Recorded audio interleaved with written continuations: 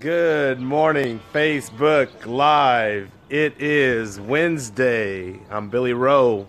If it's Wednesday, you know what time it is. It's time for the Wednesday Word. Trying to find some good lighting because the sun is always setting. There we go. Some good lighting for you guys. Anyway, it's Wednesday. It's time for the Wednesday Word. As you can see, today's topic is on building trust. Building trust. Not just building trust with ourselves, but actually more specifically, building trust with others. So as always, I try to simplify what the topic means. And for me, what building trust with others means is that you are reassuring or ensuring that people perceive you as honest. Really, you're creating a baseline of honesty between you and other individuals. And as I was thinking about this topic, I thought about what were some of the key elements of trust, almost borderline faith. Trust is very much belief in honesty, believing that the person that you are dealing with, the person that you're interacting with, is has genuine and good intentions. And I believe actually that a lot of people have good intentions. I think, unfortunately, what happens is the people who have bad intentions get highlighted, and they kind of build they build us up for resisting that the idea or the concept that people are inherently good. So there were three things that I felt that were key to building trust with a person. The first thing is understanding the person's origin.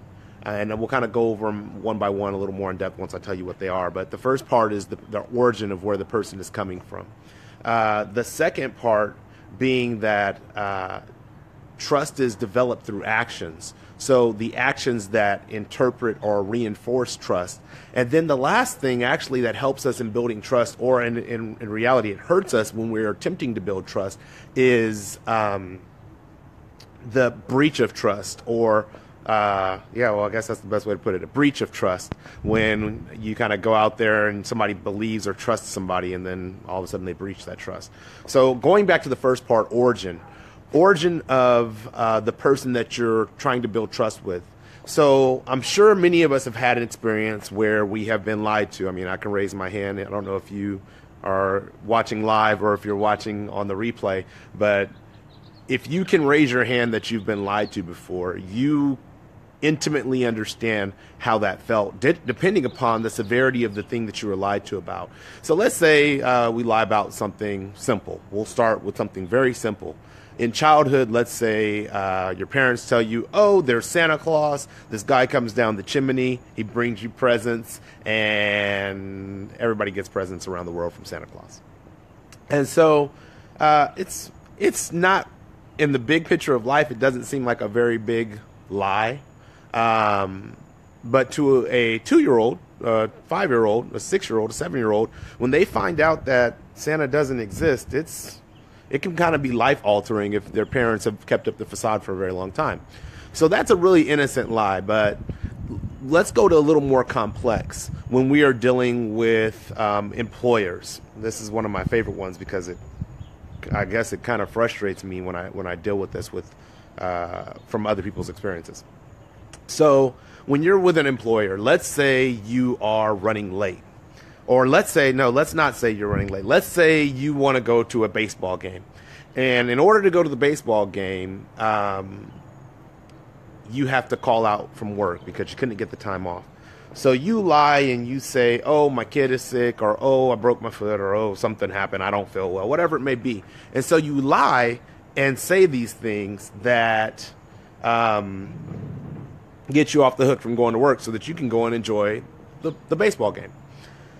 But let's say you have a social media presence, and let's say it's public, and you are posting, oh, home run, I can't believe it, best game of my life, while you're supposedly too sick to come to work.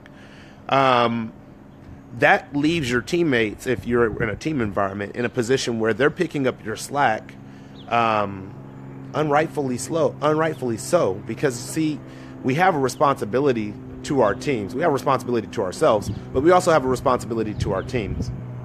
And if I come from an environment where people call out sick all the time and they call out for alleged illnesses that they really don't have because they want to have fun or because they spent too much time drinking or dancing or doing whatever the night before, when you approach me about calling out sick, I might have a resistance to that trust. So it's really important to understand that if you want to build trust with somebody, you have to have at least some sort of insight on what their background is. And the best way to figure that out is to ask very direct and intentional questions. If I'll use an example for myself, my boss, for instance, that I currently work for right now. When I first started in his department, I had to understand that he had an issue, not necessarily a problem, but an issue with trusting that the person who was working for him was doing the work that they said they were doing. And the reason he had this was because of experiences that he had with trusting people that were supposed to be doing their work and finding out that they weren't doing their work. So when I approached him initially, I had to come from a stance of understanding. And it was hard because sometimes I could not be that understanding. But I had to come from a place of understanding and say, hey, he's not making his assessment of whether I'm doing my work or not based upon my actions. He's making those assessments based upon his previous experiences, of which I wasn't even there. So I have to be patient with him in order to overcome the initial, I don't know if the term is distrust or the initial hesitancy to want to trust or additional resistance to trust, in order to build trust with him. Secondly, we deal with actions. So staying on my example of my boss, the actions that I had to take were actions that built up trust. So we all, again, know what it feels like to be lied to. Typically people lie because they don't want to be accountable to an action or a decision that they've made, because they are aware the decision that they made was incorrect, or they find out later that the decision they made was incorrect. And because they find out that the decision they made later was incorrect, they now no longer want people to know that they made that decision. So when you're dealing with actions that reinforce it, what are some of the actions I can do to reinforce or reassure my boss that I am a trustworthy person? Well, I really focus when I'm working on efficiency. How can I be efficient in my job? A person who is not committed to getting work done doesn't look for more ways to become more efficient. If they're looking for more ways to become more efficient, that means they're going to have to do more work because, according to the laws of efficiency, you have more time to do more work. Therefore, you should be doing more work if you're more efficient. So I worked on things like automating certain processes to cut down our work time on redundant tasks. I worked on things like bringing uniformity to a lot of the tasks that we were doing that made the workload a lot more manageable for both of us, and that either one of us can kind of jump in and out of the work if necessary.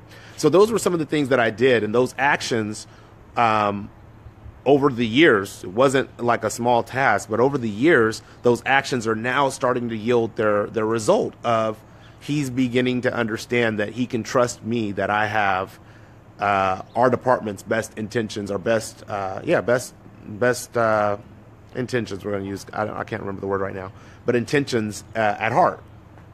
So the last part of this is in building trust with someone has to do with, I like to call it the Jenga effect. I don't know if you guys have ever played the game of Jenga, a bunch of little blocks stacked up and you pull one at a time, put it on top. And eventually what happens is the Jenga thing gets unstable, and as you rock with the Jenga thing trying to pull the next one, eventually it falls and crumbles.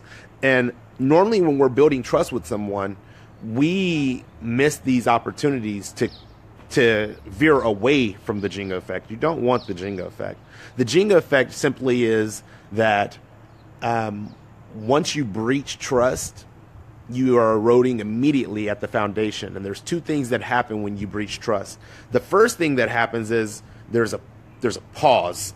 That pause is like a, I don't know if you guys ever watch DVDs, there's like a bookmark feature that most people don't really use, but you can bookmark something on a DVD, on a Blu-ray at least, and whenever you turn that video on, you can go back to that bookmark. That's what a breach of trust creates. It creates a bookmark. Now, let's say, because I have friends that I've had since first grade. So let's say after we get out of high school, we're becoming young adults, we're trying to figure out this adulthood thing. I breached trust with one of my friends in 1999. I just aged myself, but I don't care. In 1999, I breached trust with a friend, but I don't say anything. I just lie, because that's how you breach trust. You lie in one way or another. So I lie. We let years go by. We're 20 years down the road. I don't think I'm that far from high school, but I'm almost. But we're 20 years down the road, and this lie from 1999, which was a significant lie, comes up. Now, we've had 20 years of friendship, gone through thick and thin, been there for each other, but this significant lie is almost like a stick of dynamite in my foundation. And when that lie is found out 20 years later, what it does is that Jenga effects collapses the relationship back to the lie. And so when you collapse the relationship back to the lie, it's almost like everything that happened for the past 20 years doesn't matter, because in that person's mind, it was all built upon a lie. Now, everything that you've done that was good, everything that you've done that was heartfelt, that was meaningful, that was genuine, is now brought into question. So that's the first thing that happens. And sometimes we're unfortunate even in that, because you fall back to the initial lie, and because the lie is significant, you fall back even further than that, and you may lose the friendship.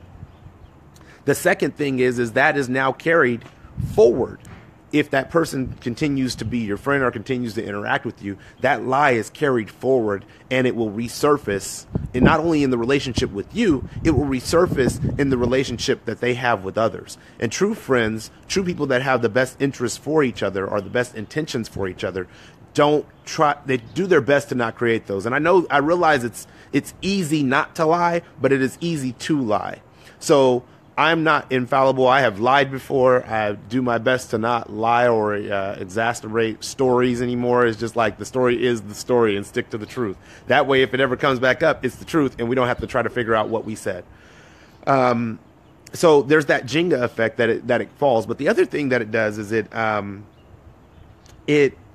it almost tarnishes your credibility across the board, because we like to think of our lies as these secluded instances that only we are experiencing with that one person.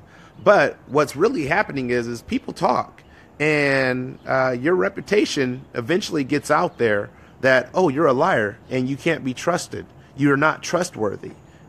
Now, there's a benefit that this has, is if you're able to not breach trust, what happens is you are given what is called the benefit of the doubt.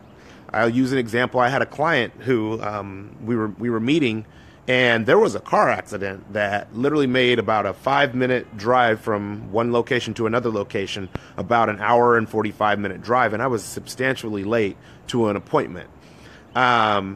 Now, I was communicating the whole time that this is what was taking place, but I do believe that the client at no time felt like, oh, he's leading me on. He's kind of just keeping me going, trying to keep me on the hook to keep me here so he can try to make it. No, I was really stuck in some kind of gas leak accident had happened that day.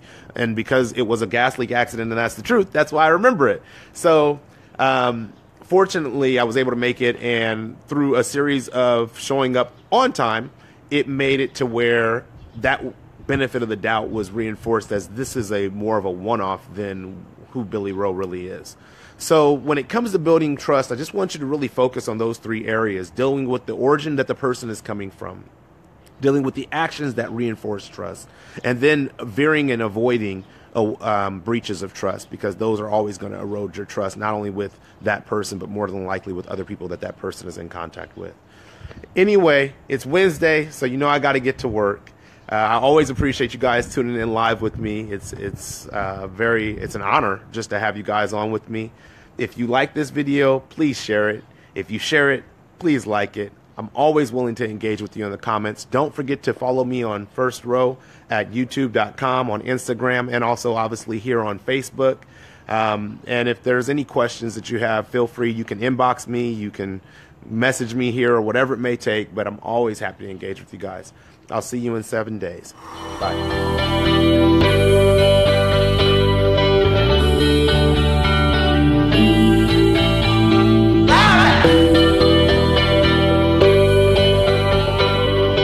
Bye.